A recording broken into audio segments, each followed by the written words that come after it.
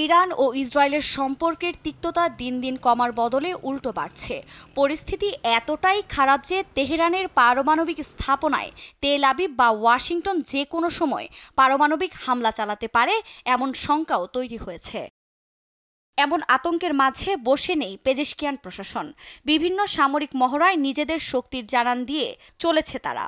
এরই মধ্যে এবার প্রকাশ্য পশ্চিমাদের হুমকি দিলেন দেশটির পররাষ্ট্রমন্ত্রী আব্বাস আরাগচি। পারমাণবিক স্থাপনায় যে কোনো আক্রমণে সর্বাত্মক যুদ্ধ শুরুর হুমকি দিলেন তিনি। শুক্রবার কাতার সফরে আল জাজিরাকে দেয়া এক সাক্ষাৎকারে পশ্চিমা বিশ্ব ও ইসরায়েলকে এই হুঁশিয়ারি দেন ইরানের পররাষ্ট্রমন্ত্রী। তার এ বক্তব্য মধ্যপ্রাচ্যের বর্তমান অস্থির পরিস্থিতিতে নতুন উদ্বেগের জন্ম দিয়েছে। কাতারের প্রধানমন্ত্রী ও পররাষ্ট্রমন্ত্রীর সঙ্গে বৈঠকের পর এ মন্তব্য করেন তিনি।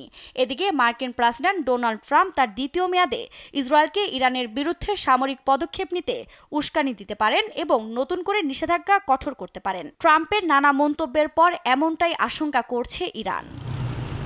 ইরান যুক্তরাষ্ট্র সম্পর্ক নিয়ে কথা বলতে গিয়ে আরাগচি বলেন, অতীতের ঘটনাগুলো তেহরান ও ওয়াশিংটনের মধ্যে দীর্ঘদিনের তিক্ততা।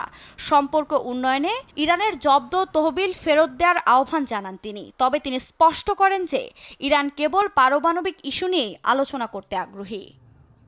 এ নিয়ে ইসরায়েল বা ট্রাম্প প্রশাসন এখনও মুখ না খুললেও বর্তমান উত্তেজনাপূর্ণ পরিস্থিতিতে কূটনৈতিক সংলাপ ও সমঝোতার মাধ্যমেই স্থিতিশীলতা রক্ষা করা সম্ভব বলে মনে করছেন বিশেষজ্ঞরা।